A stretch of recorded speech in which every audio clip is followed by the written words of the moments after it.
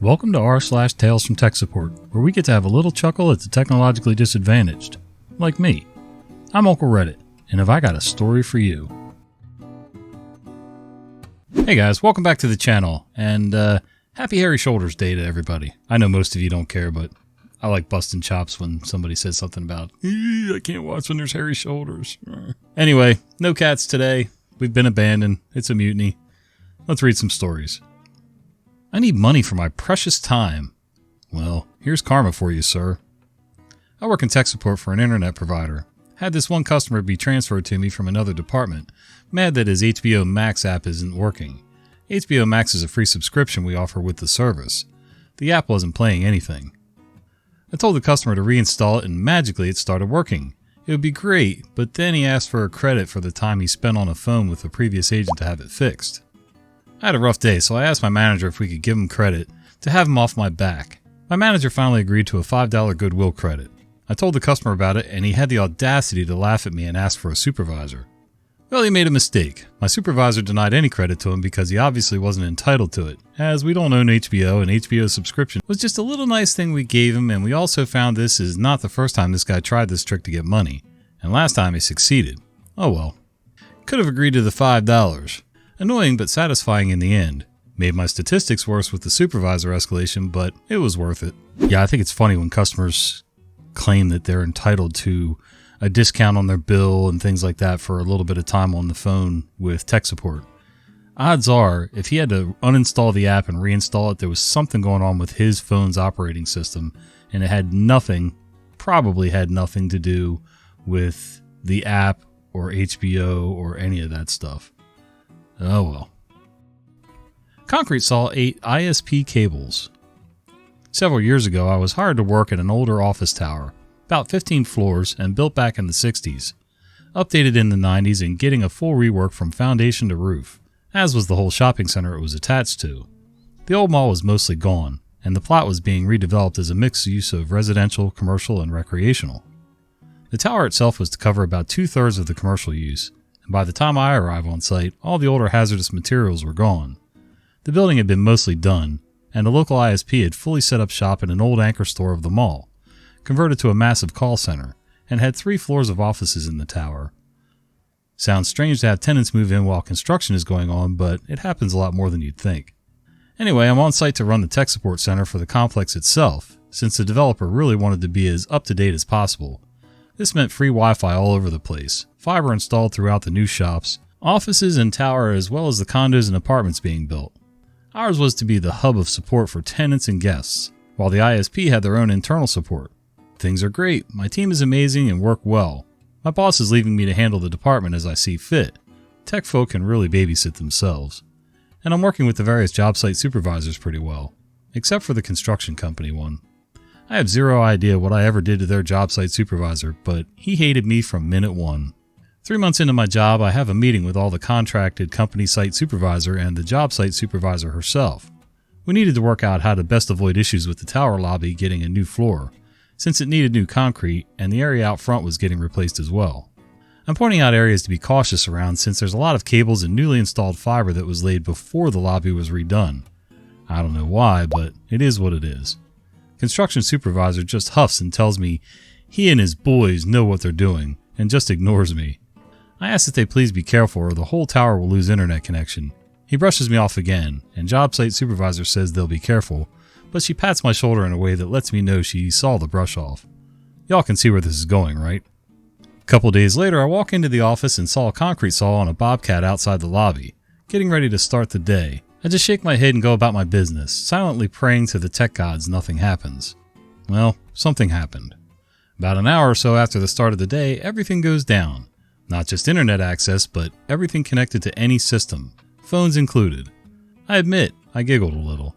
When I walk out the side entrance used while the lobby is closed, I see said bobcat saw with mangled, and I mean mangled, cables, wires, and fiber, with construction supervisor and job supervisor arguing over a blueprint of the area they were cutting. I walk up to find out what's going on, and construction supervisor rolls his eyes as I approach. Job supervisor: as you can see, they cut the pipe holding the tower cabling. Construction supervisor, now angry: how the hell were we supposed to know? The schematics show it's on the other side of the damn lobby plaza. Me: may I? Construction supervisor shoves the paper into my hands. Job supervisor. I tried to tell him that it's been in the plans that the cabling was here since the final revision, but he insists it's on the other side. Me, looking over the blueprints and schematics. Well, you're both right. JS and CS. What? How? Me, turns paper to them. These are from 2 months before the final design and the moving of the cables. See? I point to the date. But someone, I don't know who, labeled these as final. Construction supervisor grabbed the prints out of my hand while looking over them, and job supervisor was right over his shoulder. Construction supervisor. Well, I'll be. Job supervisor. Who gave these to you? Construction supervisor.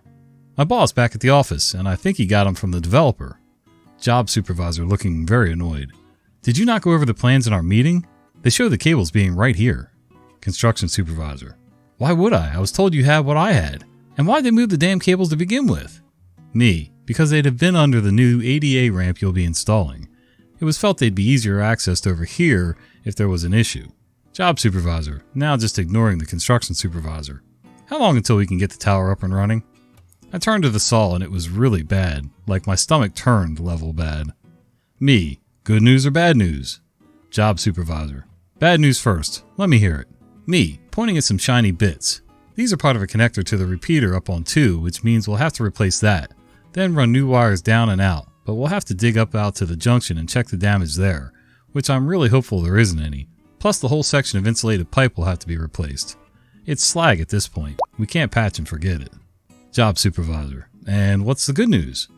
Me. I'm not the one who'll have to tell the ISP that their office will be down for at least 36 hours. Job supervisor. You can't be serious. Me. Very much am. Between the repeater, pipe, and possible junction replacement, that's at least a day due to shipping and installation. Add another half day just to run the wires. JS turned to CS. Get your boss on the horn now. CS runs off as we hear a very loud and upset gentleman from the ISP coming up. Me, while walking away. Good luck. Job supervisor. I'll need it. JS, CS, and myself later worked with the ISP to get everything handled, and we managed to get everything done in just under 30 hours. JS told me that the ISP rep calmed down pretty fast when he realized she didn't cause the issue, but I heard CS and his bosses got an earful. I don't know exactly what went down at the construction office after everything was repaired, but I heard that there was an investigation into the blunder with the blueprints, and someone lost their job. CS was never clear about the whole thing. His embarrassment about it kept him pretty reserved on the fallout. But after this, CS and I got along much better. He listened, asked for my input, and once the work was done, we went out for beers. We still joke about the great blackout in the office, and I have the enlarged picture of the mangled mess in the conference room. If people only knew how many times stuff like this happened. Now, this is pretty big scale here, but, you know, the job sites that I ran were commercial, but relatively small. Usually the biggest one was like a Holiday Inn Express or something like that. But even then, you know, if it was a building rehab, turning one old restaurant into a newer restaurant, and you got to cut out the floors for soda lines and things like that. Well, sometimes mistakes happen and you got to come back and recut for something else. And either somebody's got an old copy of the plans from when they bid the job and never looked at the finals, or some work was changed and never reported on. You know, sometimes guys make their own decisions and decide to reroute a conduit, a water pipe, a sprinkler line, an HVAC duct, anything like that. And just, you know, well, it won't hurt just to shove it over a foot. Well, you know, sometimes it does. Plain background. Looking at camera, please. So I managed the keycard sub-department. Don't ask why, it's part of IT. We got stuck with the service eons ago and now it's ours. At a place with like over 10,000 users. We allow self-submitted pictures as long as they meet basic ID picture requirements. Looking at the camera, professional, blank background, etc.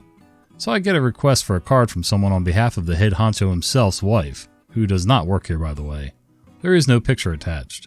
I respond asking for a picture. He counters saying that he emailed it to my supervisor. I look over and see that my supervisor is in fact out for the day and who knows when he'll be back. Needless to say, I ask for a picture. So he submits one. The photo meets F all of the requirements. So, safe in my knowledge of the clearly outlined requirements, I reject it and ask for a new one, politely outlining said requirements. They respond saying to please print it. I stand my ground. Rules are rules, even for Big Boss Man's wife. They don't respond for 3 weeks until suddenly I get a message to the tune of, "We were just wanting to check in on this request. Is the card printed?" No. No, it isn't. I poke my boss and my boss's boss to let them know there may be some heat coming down from up high. Sure enough, I see the ticket being edited by the executive technology consultant for the bigwig himself. I brace for a crapstorm. A day later, I receive an update to the request. It's the same picture, but with the background photoshopped out. They had a guy who gets paid exorbitant sums of money to Photoshop the photo, and mind you, it's a good Photoshop job, instead of just taking a picture on a phone camera in front of a blank wall. Fine, I don't care anymore. I print the card. My takeaway is that people in charge don't like being lined up against the wall by us plebes, even if it is just to take a picture. Yep, everybody thinks they're special. Gotta love it. Not to mention the fact they tend to really make things difficult. Like you said, it's easy. Take your phone, take a picture against a plain background, straight face, looking at the camera. Not difficult. That could have been handled in 5 minutes. Nope. Gotta go Photoshop your glamour shot so that you can have your ID for a place where you don't even work. Sweet. Death over hold music. This was a weird call. Like, really odd from the beginning. For background, I'm a call center tech for fancy treadmills with overpriced membership for the fancy video workouts. That's it. Oh, I know the company. Also, the mention of self-harm warning. Maybe read something else if that's an issue. So been a normal day. Refunds of overpriced membership because people didn't read the paragraph next to a checkbox when they signed up. Factory resets for common issues, etc. Just finished with someone. I take a refund call, then move to the next one. Hey, software membership department, I'm me. How can I help you? Caller. Oh, good. That's one. Maybe you can help me. Me. Sorry, one? Caller. I've got 2 other phones calling you guys. Let's get them on and make it a race to see who can help me first. Cue about a minute of both other agents answering, me hearing them in the background and him saying the same thing. Add in several minutes of nearly unintelligible yammering about how he was promised some membership and a free heart rate monitor for a reason I couldn't hear for some unacceptable issue he had, and how nobody is responding to him or something. Our call queues are horrendously long and our emails are thousands of tickets backlogged because either corporate refuses to appropriately staff us or something. Now another detail. The promises were from another department. Of course, all I needed was evidence of the promise for the membership, cue me asking for a screenshot of the email promise, him sending it, and my part being over. But for the heart rate monitor, he had to talk to that other department. As I'm pulling stuff up, I hear, caller. Ah! Agent 3 hung up. String of obscenities. So I'm lying low at this point and just getting this stuff done and only asking for the absolute necessary stuff. Apparently this made me a hero because he started telling the other agent that, see, OP can help me, why can't you? Poor girl. Then I overhear the other agent saying she needs to put him on hold while she grabs a supervisor. Or it was manager, but you know. For this case, because, some guy comes up demanding something. So the guy says, and here it comes, don't you dare put me on hold again. I will slit my wrists, and that's a threat of suicide, so you have to listen to me.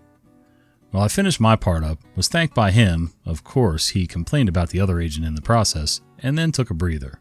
Okay. First of all, why would anybody threaten self-harm over something like this? Second of all, why would they think that that threat would carry any weight when it comes to a company who provided a product? Like, why does that make them have to listen any more than the fact that you're a customer? Very strange. There are some sick and twisted people out there. Hopefully you got help for whatever his issue was. Well, hey guys, I hope you enjoyed these stories. And if you did, do me a favor. Would you consider clicking like, maybe subscribing to the channel, and click that little bell icon so you don't miss the fat guy with the beard telling you stories. See ya!